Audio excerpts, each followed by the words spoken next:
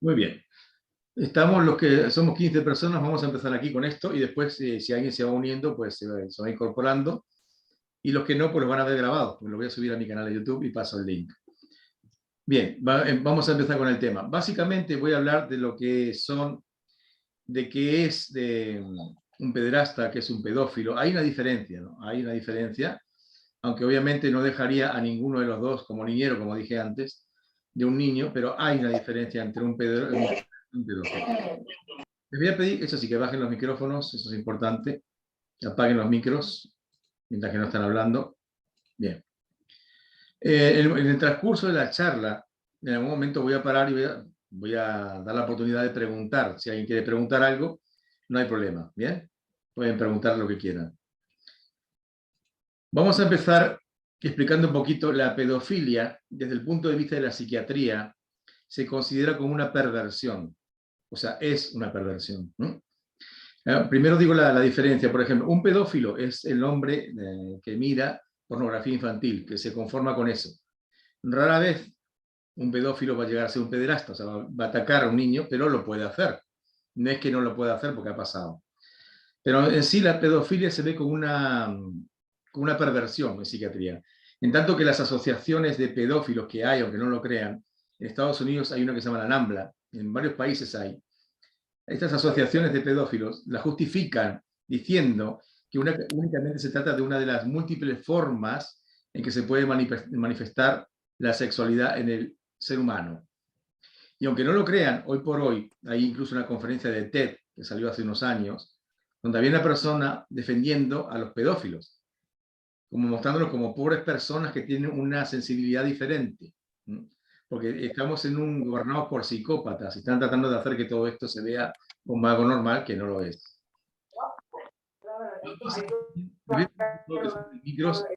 Los micrófonos, así no se escucha el sonido de fondo,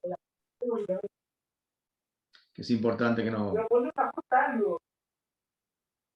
Hay un micro por ahí que está abierto que no se escucha. Ahí va. Bien.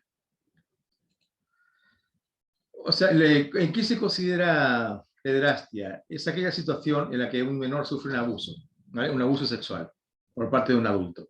Esto incluye todo tipo de conducta o comportamiento, todo tipo de conducta o comportamiento en el que se use al menor como objeto sexual, aprovechándose para ello de la diferencia de edad, diferencia de madurez, edad o poder entre el menor y el sujeto. ¿A qué me refiero con poder? Ustedes saben que obviamente aquí voy a hablar las cosas claras para el pan pan y el vino vino porque no puedo andar con vueltas. Hay muchos curas que son pederastas. Ha habido, hay y sigue habiendo.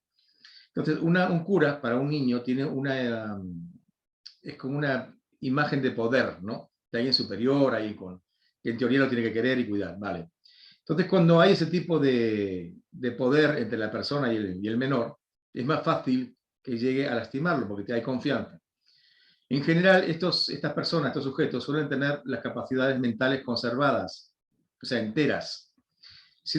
Pues son capaces de distinguir a un nivel cognitivo, son muy capaces de distinguir entre lo que está bien y lo que está mal. Ellos saben muy bien lo que está bien y lo que está mal. No es que estén confundidos, lo saben. Es como un psicópata.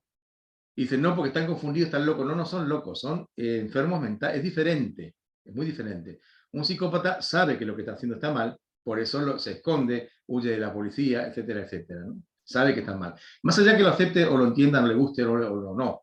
O no le interesa para nada, pero lo sabe. Por eso es que se les considera plenamente conscientes, o sea, responsables de lo que hacen e imputables. Por eso se los juzga y se los condena.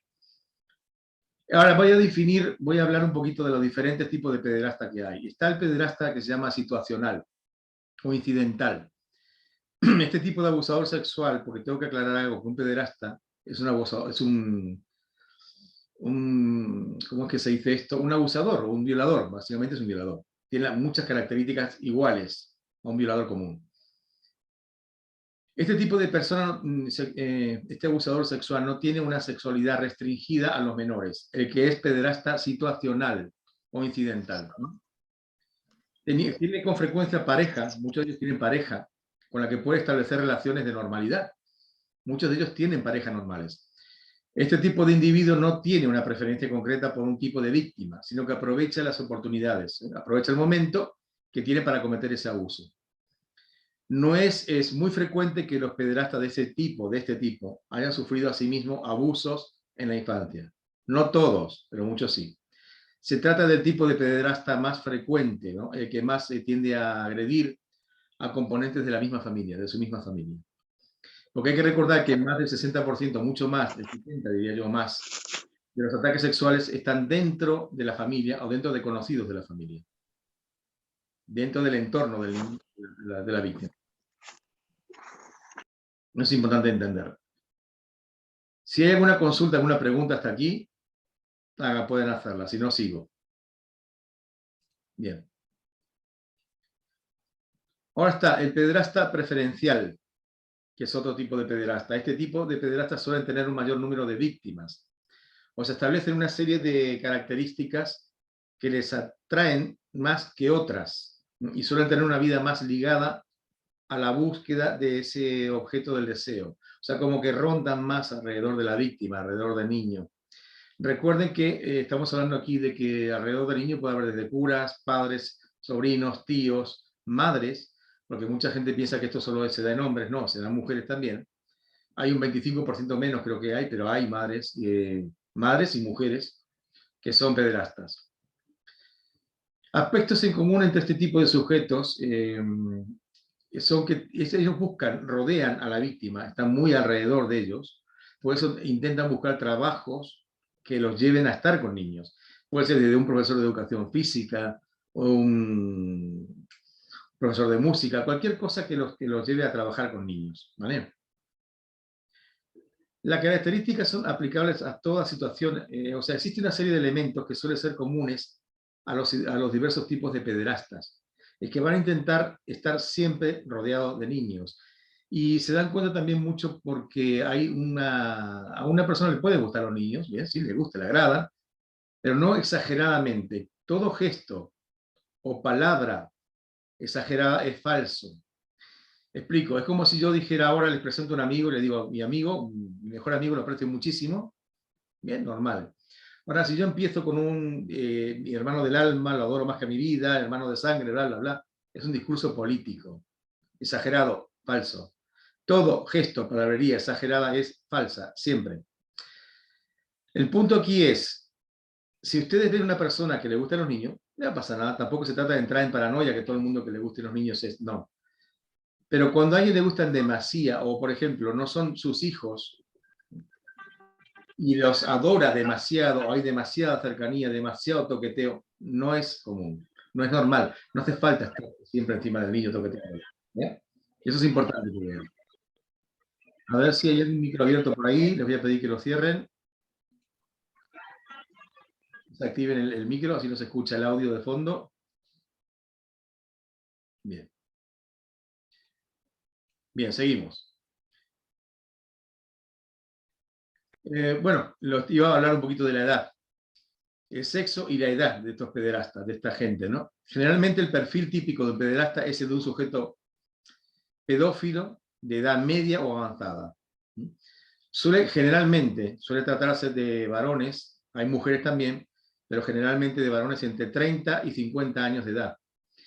Que en muchos casos, obviamente, la conducta empieza en la adolescencia, no en la edad adulta, ¿no? Es en la adolescencia más.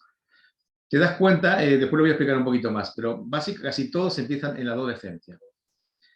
A pesar de que en la mayoría se trata de hombres, como dije antes, existe un cierto porcentaje de casos que varía entre el 10 y el 25%, anda por ahí más o menos, en que las abusadoras son mujeres. En su mayoría, los perpetradores, por llamarlo de alguna forma, varones, tienden a agredir a víctimas entre 8 y 13 años de edad. En el caso de las agresiones sexuales llevadas a cabo por mujeres, se han detectado especialmente que las víctimas tienden a ser o menores de 5 años o adolescentes. Las características de personalidad, que es importante esto, ¿no? Tal y como ocurre con el caso de los violadores, por norma general, los pederastas no tienden a presentar comportamientos extraños. O sea, no tienen un comportamiento esquizofrénico, extraño, raro, paranoico. Su conducta puede ser muy típica, muy habitual, muy común. Sin embargo, sí es posible observar, especialmente en aquellos pederastas de tipo preferencial, la existencia de algunos patrones de personalidad. Destaca la presencia de una muy baja autoestima. Cuidado, no quiero alentar lo que es la paranoia. No significa que una persona con baja autoestima sea un pederasta. Pero digamos que lo que destaca a muchos en ellos es una presencia de muy baja autoestima y poca tolerancia al estrés. Tienen muy poquita tolerancia al estrés. En muchos casos, la conducta se lleva a cabo de manera impulsiva, o sea, son impulsivos, ¿vale? Como una forma de deshacerse de un estrés de tipo psicosocial. Lo hacen de manera muy impulsiva para sacarse un estrés, digamos un estrés que se llama psicosocial. Además, muchos presentan también sentimientos de inferioridad y dificultades, muchas dificultades en sus relaciones interpersonales, o sea, relaciones con otras personas, ¿no? De amigos, pareja, etcétera, trabajo. Hay un cierto nivel de inmadurez también. Suelen ser personas muy reservadas y retraídas. Lo más importante de todo esto es que, al igual que un psicópata, tiene falta de empatía. Esto sí merece una atención especial, una mención especial. Y es porque, por norma general, los pederastas tienen una considerable falta de empatía total. En el sentido de que no son capaces de conectar con el sufrimiento de la víctima, con el sufrimiento que generan en el menor. O eligen voluntariamente ignorar ese hecho. Es como si tuvieran un botón on-off. Deciden ignorarlo el hecho, lo pueden apagar. Sin embargo, ¿qué pasa? Esta falta de empatía la suelen expresar solo en algunos casos. No en todos los tipos de relaciones sociales que mantienen. Es como si tuviesen una preselección. Ellos pueden decidir dónde van a sentir la empatía y cuándo no. La pueden anular, como un psicópata, como un sociópata más bien. De alguna forma ellos dejan de empatizar con ciertas personas a conveniencia, según les convenga, dependiendo de los propósitos y las motivaciones. Depende de lo que quieran hacer. Vale, hasta este punto quiero saber si hay alguna consulta o tienen alguna duda.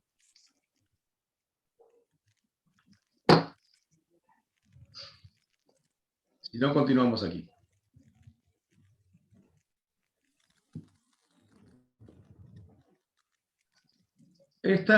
Cuidado, hay algo muy importante, que suelen estar vinculados, siempre vinculados o emparentados con las víctimas.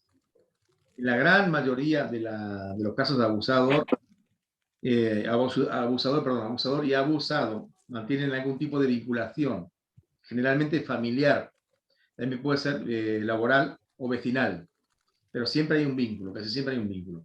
Es muy raro que el acto de pederastia sea llevado a cabo por un desconocido, muy raro. No es imposible, pero es muy raro. Esto porque es así, porque les permite crear un tipo de pacto que compromete a ambas partes, que aporta cierta seguridad. ¿Por qué? Porque la persona, si te conoce al niño, amenaza a la familia. Hay abusadores que dicen, si hablas, puedo matar a tu madre, a tu hermano, a tu padre. Son amenazas para que el niño no hable. Eso sí, buscan siempre el contacto con menores, ¿no? Vinculado al punto anterior. Por norma general, los pedófilos y pederastas siempre tienden a buscar el contacto frecuente con el menor a que eligieron, con ese objeto de su deseo. Es por eso que en muchos casos se vinculan al mundo de la educación o buscan residencia en lugares con fácil acceso a menores. De hecho, normalmente los pederastas son capaces de invertir meses o incluso años de contacto casi a diario con los niños y niñas antes de cometer un crimen. Pueden pasar meses o años rondando a la víctima y después pasar a cometer el crimen. Ahí se crea una coartada a ojos de conocidos porque se crean una coartada, ¿entiendes? Como se crea una excusa a ojos de conocidos y vecinos, porque como ya lo conocen de hace años, dicen, no, es imposible, confían en él, porque ha pasado años o meses al lado de los niños. Cuando ya confían en él, ¿Qué? no hay peligro. Acto. No, harto. Ahí Sí. sí, van a atacar. Se desactiven los micrófonos, así no se escucha de fondo. Bien. ¿Qué pasa con esto? hay que tener en claro una cosa, no todas las personas que se acercan a los niños son pederastas o pedófilos, es obvio, pero sí hay que tener cuidado en la forma que se acercan, en la forma como le hablan. Generalmente el pederasta trata al niño como un adulto, lo ve como un adulto, lo ve como un igual, no como un niño. Pueden exagerar, por eso digo, cuando vean una interacción exagerada de un adulto con un niño, ahí tienen que parar las antenas. Gracias a esa estrategia que ellos usan, como decía antes, que pueden estar años rondando a la víctima, van ganando mayores posibilidades de estar a solas con los pequeños, porque ya la gente y los padres confían en él. Porque cuentan con se hacen con la confianza de todo el mundo, padres, tíos, lo que sea, toda la familia. Hay muchas veces que esta gente ha tenido experiencias traumáticas previas, sí. No todos, algunos han tenido experiencias traumáticas de niño, algunos han sido abusados, otros no. Otros simplemente nacen con esa predisposición.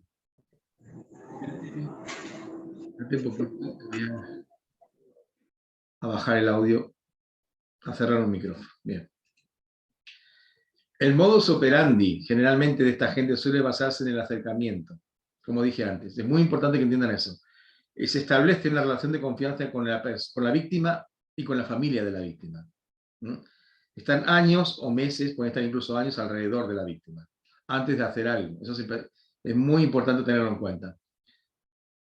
Ganan acceso a los menores por su trabajo, como dije antes, vínculos consanguíneos o a través de las redes sociales. Es un fenómeno que se conoce como grooming, que a través de las redes sociales se conectan con menores, por eso hay que estar muy atento con quién hablan los niños, de qué forma se comunican, si esa persona es demasiado amable, si le promete cosas, si le hace creer que es su mejor amigo, hay que prestar atención a esas cosas. Porque fingen comprender las circunstancias vitales del menor. Fingen que comprenden todo lo que les pasa. Lo que producen es la curiosidad y el afecto. Así se van aproximando poco a poco a los niños. Crean intimidad, crean curiosidad. De hecho, en muchos casos las propias víctimas no viven el abuso como tal al principio. No piensan que fue un abuso, no lo ven como un abuso. Son tan manipulados que llegan a pensar que se trata de una especie de juego o una manera de relacionarse con ese adulto en cuestión. No lo ven como un abuso. Esta gente tiende a autojustificarse, igual que un psicópata, se autojustifican mucho. Los pederastas detenidos han manifestado cierto alivio a veces, algunos, no todos, cierto alivio al ser detenidos. Especialmente aquellos casos que presentan sensación de culpabilidad, que son pocos. Pero hay algunos que tienen un sentimiento de culpabilidad. Por norma general, los pederastas tienden a minimizan la importancia del acto o los daños, ¿no? Los daños que están causando. Lo llevan al mínimo para no sentir esa culpabilidad. Y a veces porque directamente no sienten, nacieron sin la capacidad de sentir esa empatía. Con mucha frecuencia indican que la relación, ellos dicen que la relación no es dañina para el menor, ¿no? Que es aceptada y o deseada por esto. Muchos psicópatas de este tipo de gente han dicho que incluso los niños querían y que eran aceptados por ellos. O que existe una vinculación afectiva que legitima el acto, no existiendo por eso el remordimiento por el abuso que han cometido. Siempre se van a autojustificar y a excusar con algo. En muchas ocasiones, se trata de personas que han desarrollado una personalidad muy débil, con muy baja autoestima, muy baja autoestima. Se sienten incapaces de desenvolverse en el mundo normalizado, encontrar satisfacción sexual a través de las conquistas de iguales, o sea, de personas de la misma edad. No encuentran satisfacción en relaciones con personas de la misma edad. Quiero saber, Rodrigo o alguien, si tiene alguna cuestión, alguna pregunta o quiere comentar algo. ¿Quiere hacer algún comentario? Si no, seguimos por aquí. No, va bien. Vamos adelante ahorita al ratito. Bien, quizás respondo a lo que traigo. Bien. Lo interesante de todo esto es, ellos tratan de huir del mundo real, de lo que hacen. Aquí dentro se autojustifican para huir de eso que están haciendo. Más allá que nacieron sin la capacidad, la mayoría, de sentir empatía o lástima. No la sienten. Fíjate, hay un libro que se llama Hablando con un pederasta. Hay un libro muy bueno que habla de eso. Que hay una frase, entre varias frases del libro, varias cosas que estos pederastas hablan. Uno decía, aunque me sentía vulnerable, espérate que lo voy a abrir acá porque no me acuerdo de memoria, para poder leerlo bien y no me equivocarme. El pederasta decía, aunque me sentía vulnerable e incapaz en el mundo que me rodeaba, siempre tenía la posibilidad de compensar tales sentimientos poniendo en práctica mis tendencias. O sea, este enfermo mental decía en el libro, que como él se sentía vulnerable ante el mundo, no podía enfrentar al mundo, tenía la posibilidad de compensar esa baja autoestima y ese miedo por la gente y por el mundo cuando practicaba sus tendencias. Dice, en cualquier momento podría sentirme más fuerte y al mando de mi vida, decía él. O sea, ellos no lo hacen por un acto de sexual simplemente, sino por poder. Necesitan sentir el poder de dominar a alguien más. A obligar a alguien más vulnerable que se sometiera a los deseos de él. Eso es lo que buscan básicamente. El libro se llama Conversaciones con un pederasta. Es un libro bastante interesante que ahonda mucho más en el tema. Otro dijo que estuvo 35 años, más de 35 años de su vida, porque tenía 57 creo que en ese momento, dice que fue unos años en los que luchó mucho continuamente contra sí mismo y contra los impulsos. Como aparte era profesor de gimnasia y también tenía el título de masajista. Y a veces alguno de los chicos se quedaba para que le diera un masaje. Y dice que según él esa tentación era muy superior a él. No la podía controlar. Voy a aclarar algo. Esta gente ha tenido lo que se llama un aprendizaje sexual atípico. Me refiero que los estímulos que nosotros asociamos con la excitación sexual generalmente se encuentran sujetos en cierta medida a leyes del aprendizaje, de lo que hemos ido aprendiendo a lo largo de nuestras vidas. Aquí la adolescencia es clave en el nacimiento de esta psicopatología. Es como tan sencillo como que si el joven se excita con estímulos atípicos, o sea, normales, como imágenes infantiles, puede terminar asociando el placer sexual con los niños. Hay que prestar mucha atención en la adolescencia, porque empieza ahí el problema.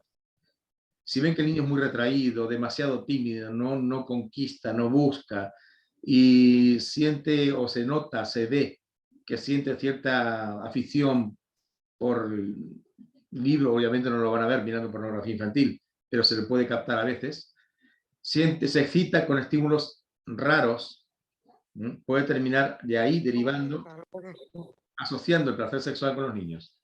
Y casi siempre empieza en la adolescencia el problema. Bien, quiero saber si hay alguna duda, alguna pregunta o algún comentario.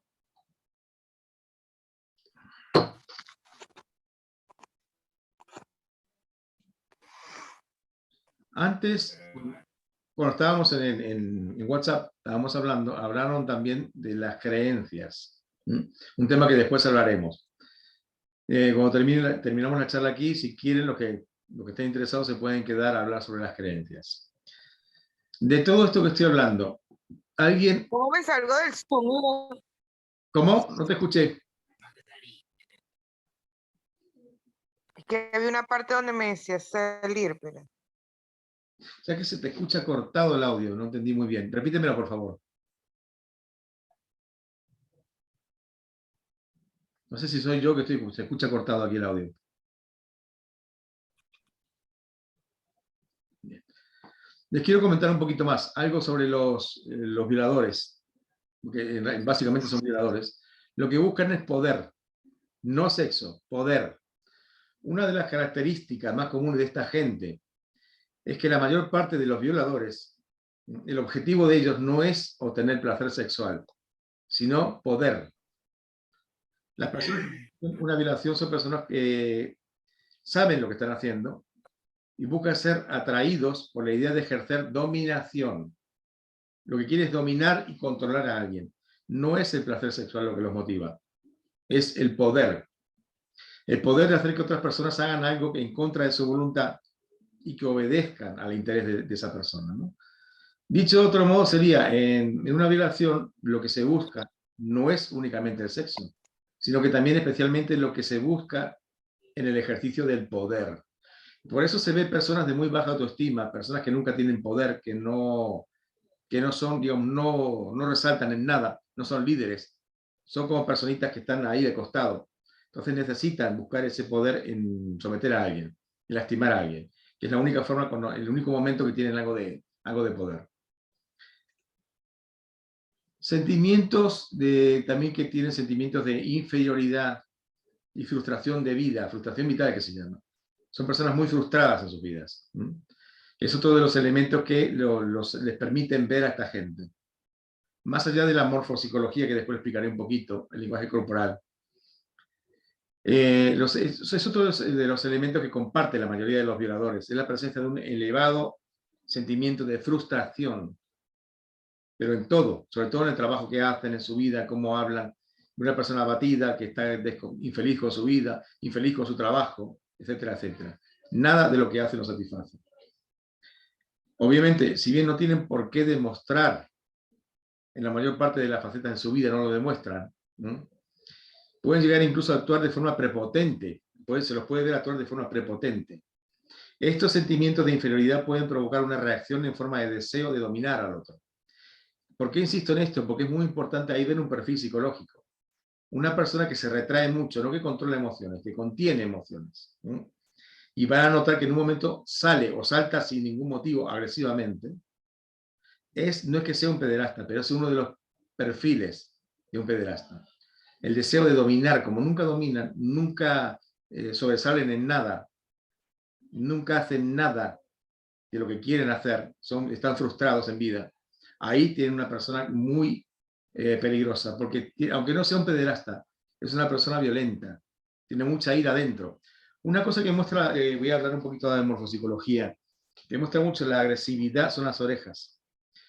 Cuando, sobre todo en hombres, en mujeres también, que tienen las orejas muy para adelante, tipo Dumbo, que parecen asas de taza, cuando más hacia adelante está la oreja, más agresiva es la persona. Lo pueden ver en luchadores de la MMA, en psicópatas conocidos, busquen en internet, Ted Bundy o algunos más, muestran las orejas para adelante, son personas agresivas.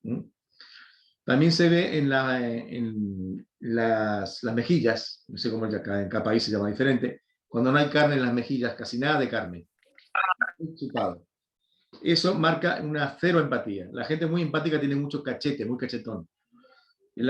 Cuanto menos carne hay, que pueden buscar en internet fotos de asesinos seriales, van a ver que el rasgo que más predomina es la falta de carne aquí.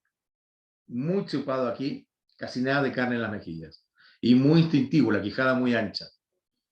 Cuidado, no es que la persona instintiva sea mala, no. Significa que una persona instintiva, lo que más lo va a mover es sexo, dinero, comida. Eso es más lo terrenal, lo material. Es lo que más lo motiva. No es que sea malo, no tiene que ser malo. Simplemente es su forma de ser. Bien, veo que hay bastante gente, algunos ya me conocen, otros no. Y a mí, como digo, siempre me gusta demostrar lo que hablo. Antes en el grupo hablábamos, aquí después voy a seguir hablando un poquito más de estas características de esta gente, pero también hablamos un poquito en el grupo, el otro día también con Rodrigo hemos hablado, Rodrigo está haciendo un curso conmigo de ilusionismo. Cuando yo les digo que se puede moldear la realidad, las creencias que hablaban antes, las creencias, en este caso, en este específico caso, las creencias peligrosas, porque ustedes pueden creer que están viendo a un santo y lo que tienen delante es todo lo contrario. Todo lo contrario. Por eso es muy importante saber leer a la gente, saber interpretar su lenguaje corporal. Yo les voy a hacer una pregunta. A ver, de la gente que hay aquí, déjame ver. Flavia, ¿tú puedes abrir tu micrófono? Quiero mostrarte una cosa. Ahí se escucha. Te escucho bien. Te voy a hacer una pregunta sencilla, ¿bien? Esto es para mostrar simplemente, a mí me gusta demostrar lo que digo, cómo se puede manipular la atención de alguien o mostrarte algo que parece real, que tú lo estás viendo, es real, está ahí, pero no es real. Te voy a mostrar una cosa muy sencilla. Y les pido que pongan la imagen mía en grande si pueden para que lo vean más clarito, si no se va a ver muy pequeñito, así lo pueden ver más claro porque es algo que después no puedo repetir. Bien. Te voy a mostrar algo, Flavia. Tú dime si ves la bolsa de papel ahí. ¿La puedes ver? Sí, Bien, está vacía. Si yo te dijera que es una bolsa de papel vacía, me dirías que sí, ¿verdad? Sin ningún problema. sí. Es una bolsa de papel vacía, sin ninguna característica extraña. Bien. Y aquí tengo, por aquí déjame agarrar, una botella de Coca-Cola de las viejas, de estas de vidrio que son bastante duras. Voy a poner la botella dentro de la bolsa. Ahora, Flavia, si yo te pregunto si la botella está dentro de la bolsa, ¿tienes alguna duda de que la botella esté ahí? Sinceramente, sí, porque me gusta ver mucho al mentalista y sé cómo hace el tema del el ilusionismo y distraer la atención, pero bueno, a mi vista parecía que está ahí adentro. Bien, o sea, lógicamente diría sí, la botella en realidad, es que en realidad Sí, claro. está, ahí se puede ver aquí, dentro de la bolsa. ¿Ven? La botella, que se ve aquí, la bolsa, la botella dentro de la bolsa. ¿Bien? Ahora voy a sacar la botella, voy a sacar la botella de una forma invisible. Yo diría, no es ¿Qué es imposible. eso? Yo voy a sacar la botella de la forma invisible, la voy a dejar a mi lado. Si yo te dijera, lógicamente, yo saqué la botella invisiblemente, tú me dirías, no, la botella sigue en la bolsa, ¿verdad? Claro. Está claro, ¿verdad? Sí, claro. Una vez más, para que no haya dudas, la botella dentro de la bolsa, yo la saco invisiblemente y la dejo aquí. Y tú me vas a decir, no, la botella está ahí. Pues no, en realidad aquí no hay ninguna botella, porque la botella la acabo de sacar invisiblemente de la bolsa. Entonces, ¿cuál es el punto aquí? El por qué muestro esto no es importante, el para qué sí.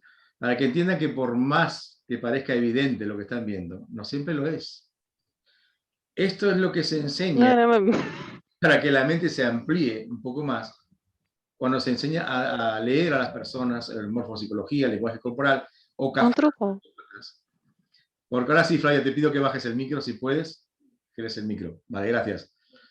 Cuando tú empiezas a hacer cursos de psicología forense, a cazar este tipo de gente, a cazarlos, es muy difícil a veces ver que una persona que tú conoces o que todo el mundo la conoce, ves lo que quieres ver, ¿no?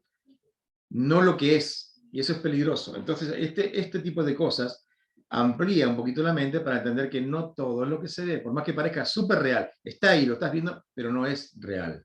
Y lo que cuesta muchísimo cuando vas a interpretar a una persona y dices, no, este es un psicópata, no puede ser un psicópata.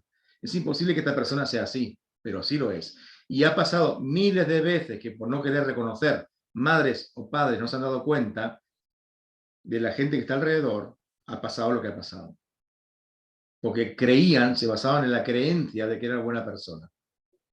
Y no siempre es así. Vale. ¿Alguna duda? ¿Alguna consulta?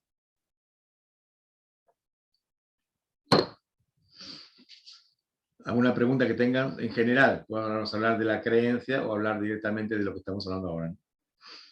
Bien. Aclaro algo más. Buenas noches. Te escucho, sí. Quería comentarlo, o sea, ahorita si estuviéramos hablando de los rasgos físicos, eso estuviéramos generalizándolo en el tema de las orejas y de las mejillas, eso estuviéramos generalizándolo o específicamente cambiaría esos rasgos.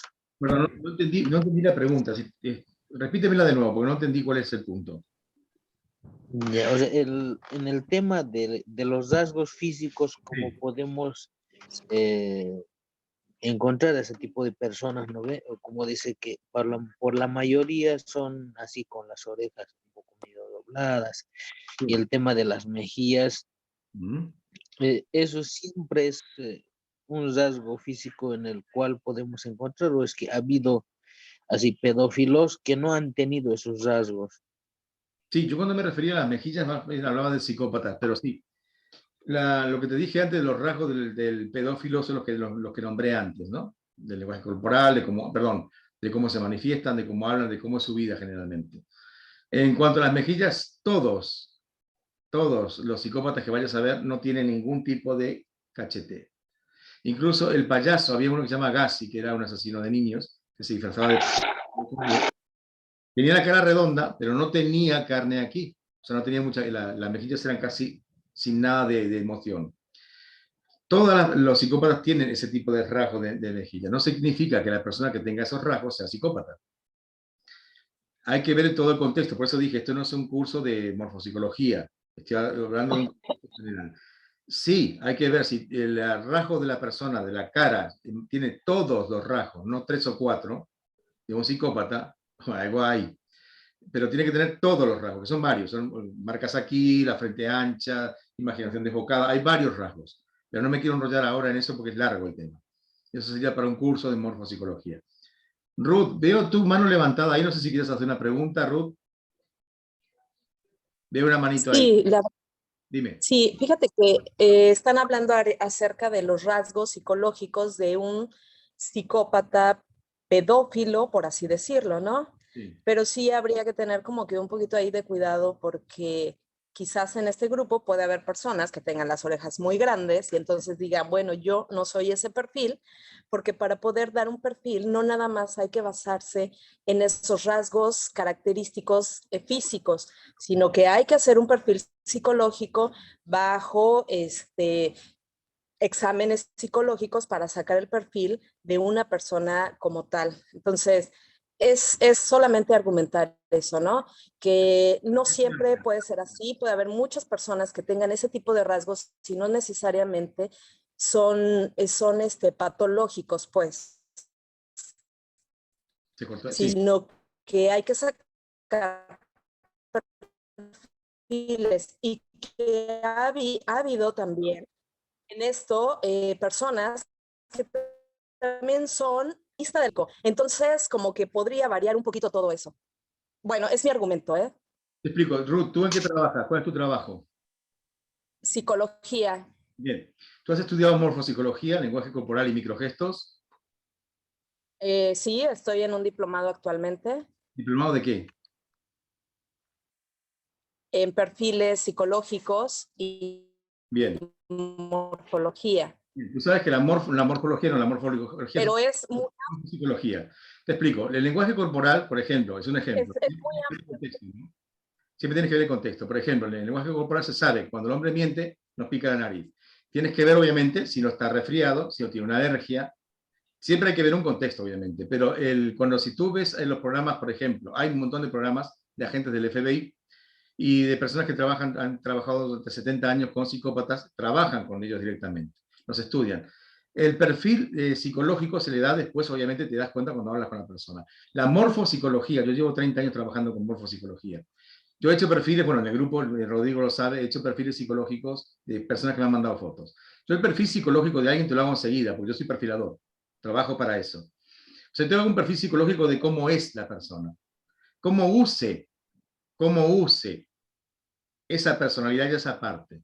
Yo te puedo decir si una persona es violenta, o sea, es agresiva, es instintiva, si su parte emocional obedece a lo instintivo o lo intelectual, te puedo decir si es muy emocional. Después, por ejemplo, una persona con quijada ancha es una persona más instintiva.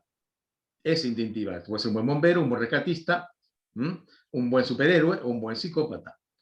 Todos los psicópatas tienen la quijada ancha. No, cuidado, no digo que todos los que tengan quijada ancha puede ser un buen rescatista, un buen bombero, un buen superhéroe, vale. La morfopsicología lo que te marca es cómo es la personalidad exacta de la persona. Después, obviamente, tienes que evaluar cómo la usa. Porque una persona de nariz de toro, y ya lo sabrás, nariz grande, las fosas nasales bien abiertas, es una persona agresiva. Y cuanto más hacia adelante tenga las orejas, más agresiva es. Que haya aprendido a modularlo, a esconderlo, a cambiarlo o a controlarlo, es una cosa. Pero esa personalidad está ahí. Siempre va a estar ahí. Porque la morfopsicología no miente. Nunca. Te da el perfil exacto. La persona que nos dio el curso de psicología forense trabajó en Interpol muchos años y está en uno de mis grupos. Yo incluso he hecho, bueno, hay gente aquí que lo sabe y gente que no. A mí me he metido en varios grupos durante estos 2 años de Médicos por la Verdad a hacer perfiles psicológicos y sacar pederastas, infiltrados, sadomasoquistas, un montón de gente con, digamos, desórdenes de los grupos que causan lío. Y lo que tú dices, sí, la evaluación psicológica es una cosa y la evaluación morfopsicológica es otra. Yo te puedo decir cómo es una persona. Pásame 20.000 fotos y te la voy a describir tal cual es. Ahora, yo después tengo que ver cómo esa persona usa esa característica. Una persona muy instintiva puede usar ese instinto, la palabra no es violencia, ese ímpetu para ser un buen rescatista, para ser un buen líder de equipo. Una persona con la frente ancha, todos los psicópatas tienen frente ancha o alta, muy imaginación desbocada, todos. Ahora, el punto, yo veo una persona así, voy a fijarme que tiene mucha imaginación, a veces desbocada, pero voy a ver cómo la usa. Eso lo voy a saber hablando 10 minutos con la persona. A mí me lleva 15 minutos hacer una evaluación física y de comportamiento, a mí. Hay muchas personas que trabajan en lo mismo, incluso lo ves en aeropuertos de Madrid, aeropuertos de Londres, que trabajan ahí para la Interpol a veces, o de otras agencias, donde parece que son personas comunes, están escaneando a la gente que está en las filas. Saben si ven el microgesto, el lenguaje corporal, si tienen miedo, ansiedad, si están nerviosas, la sacan de la fila y se la registran. Pero ya te digo, lo que tú dices es real al 100%, la evaluación psicológica es otra cosa. Lo haces hablando con la persona, o evaluando, o viendo su comportamiento. Tú tienes que saber si miente o no. Si estás en un curso de lenguaje corporal y microgestos, y bueno, yo doy un curso de análisis de la mentira, analistas de la mentira. Tú sabes quién miente y quién no en 5 minutos. O sea, al menos como yo trabajo es así. Yo puedo hablar con una persona, máximo me llevará 15 minutos, máximo si miente o no miente. Pero el cómo es exactamente su personalidad, ya la sé. Después veré lo que dices tú, una evaluación psicológica, a ver cómo usa esa personalidad. Recuerda que eso tú lo sabes, ¿no? El psicópata, el asesino serial, sobre todo, tiene un coeficiente intelectual altísimo. Y ahí es peligroso, porque ahí te engaña. Es como el pederasta real. Engaña a un pueblo, engaña a la familia, engaña al hermano, a todo el mundo. Son muy inteligentes. Por eso cuesta mucho. Por eso yo insisto mucho en saber leer a la gente.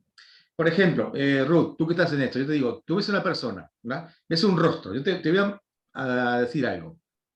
2 características. Una mujer, cejas muy gruesas, rectas y quijada ancha. ¿Qué me dirías? Solo con esos 2. No cómo es su personalidad, cómo la usa. No. Cómo es su personalidad en base a las cejas y a la quijada.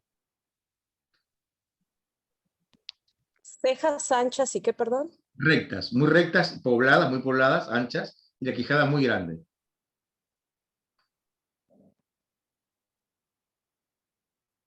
Una persona un poco dura, maneja dureza en su personalidad. Sí. ¿Qué más?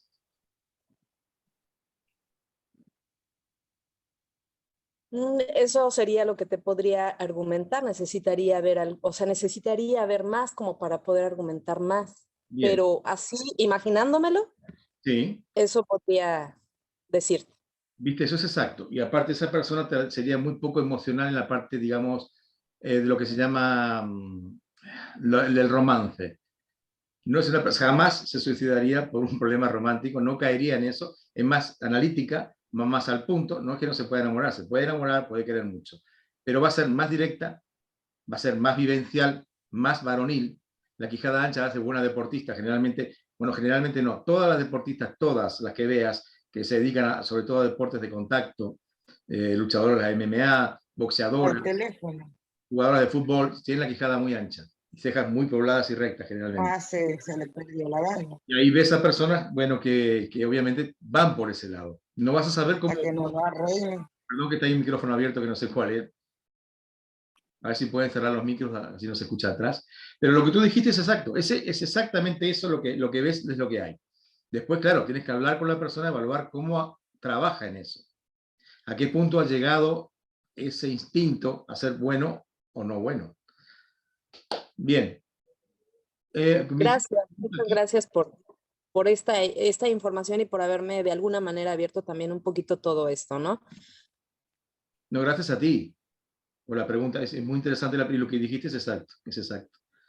Yo lo comento sobre todo porque, bueno, no, hay mucha gente que tiene desconocimiento y que de alguna manera lo podría tomar de otra manera, ¿no? Sí, sí. Y entonces ver a todo ese tipo de personas que a lo mejor no tienen nada que ver y entonces empezar a etiquetar, ¿no? Por eso lo comenté. Es muy importante lo que dices porque lo comenté antes, pero lo comenté muy poco. Lo que decía que no hay que dije, no todas las personas que tengan quijada ancha o que tengan son pederastas o pedófilos o asesinos seriales. Por eso dije antes, no. Pero si tú ves que todos los rasgos que tiene un psicópata, que ya se sabe cuáles son, están marcados, y están marcados desde hace más de 60 años que se sabe cuáles son, si tiene todos los rasgos, cuidado. Ahí tienes que empezar a estudiar muy en serio. Salvador, tú me hiciste una pregunta, pero no sé si se retiró Salvador o sigue ahí. Yo no sé si se fue o sigue ahí. ¿Tú estás ahí, Salvador, o no? Igual me dejó una pregunta interesante. ¿Cuál sería la morfología de Sí, ¿qué tal? ¿Cómo están? Salvador? Aquí sigo todavía, ya estoy a punto de salirme, pero qué bueno que te alcancé.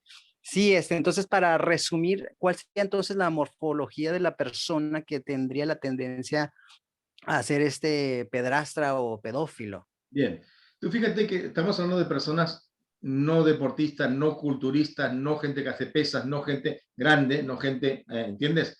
La morfopsicología sería no siempre, pero es de gente más tirando hacia adentro, sobre todo el lenguaje corporal, más retraída, tímida, aislada. Obviamente un profesor de educación física no, va a ser lo contrario, pero va a tener tendencias a la frustración, al carácter poco fuerte o histérico. En cuanto a la morfopsicología, cuidado que te voy a aclarar algo, la morfología es una cosa y la morfopsicología es otra, que mucha gente confunde, son cosas muy diferentes. La morfopsicología habla del lenguaje y la morfopsicología del rostro, son cosas diferentes.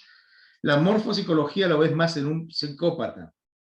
Lo que ves en un pedófilo es lo que dije antes, lo que estaba hablando antes, como son más retraídos, personas frustradas, ese tipo es lo que te tienes que fijar. Cómo se acercan los niños, ¿vale? Es lo que más te va a marcar. Que la gente que trabaja con niños, hay que hacerles una evaluación.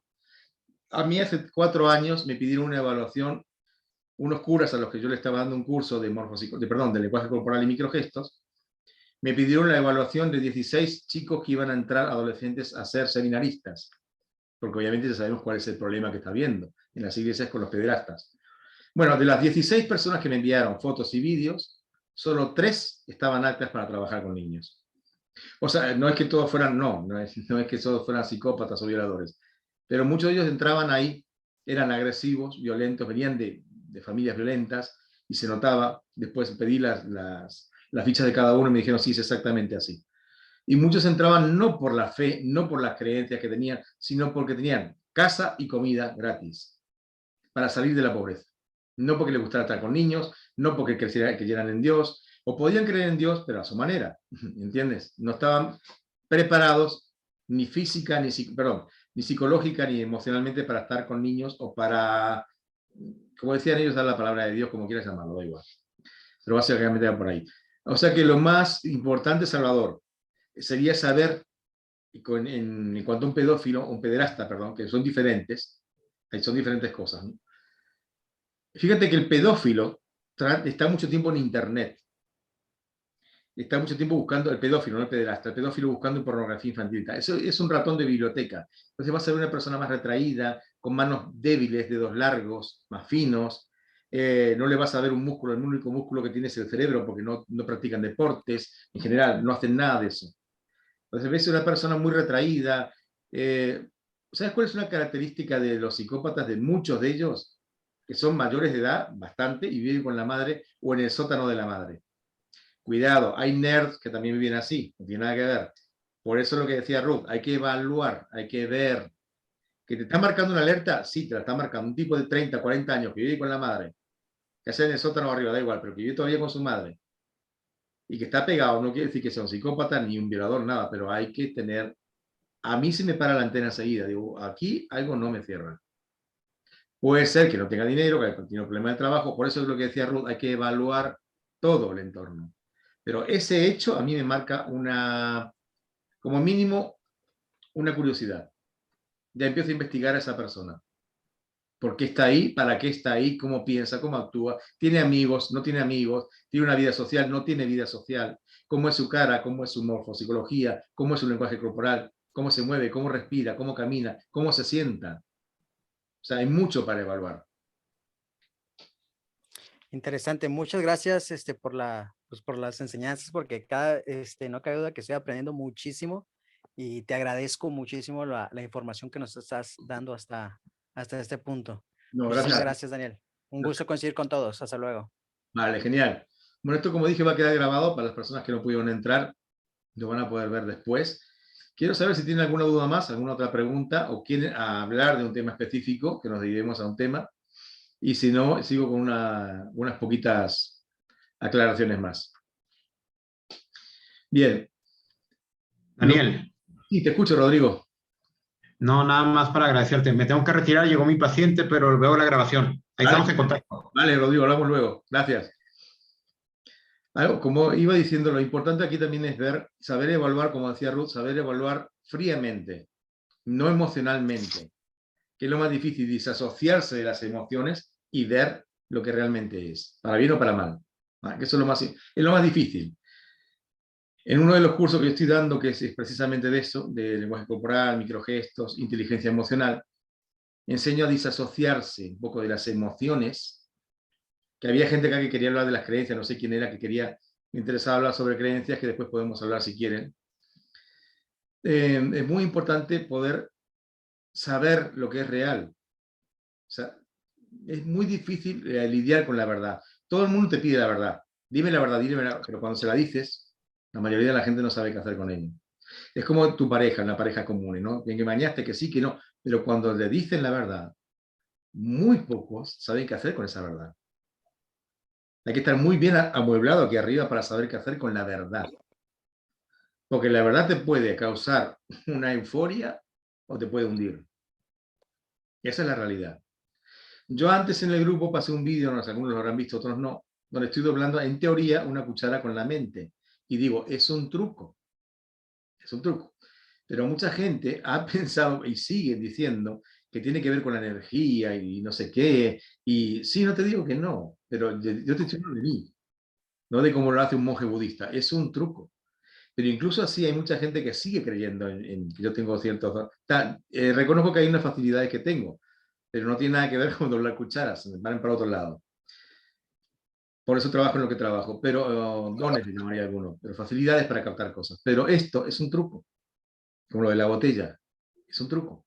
No es que la botella desaparece, ¿vale? Pero se puede hacer tan real. Es lo mismo que le pasa con un pedófilo o un psicópata. Te muestra una imagen tan real, tan perfecta. Te explico, cuando algo brilla demasiado para ser real es porque es falso. Recuerden que los psicópatas, asesinos seriales que se han capturado, que se han estudiado y que se siguen estudiando algunos, la mayoría era gente que hablaba muy bien, vestía muy bien, tenían familia, iban todos los domingos a misa, ¿no? Y eran excelentes padres.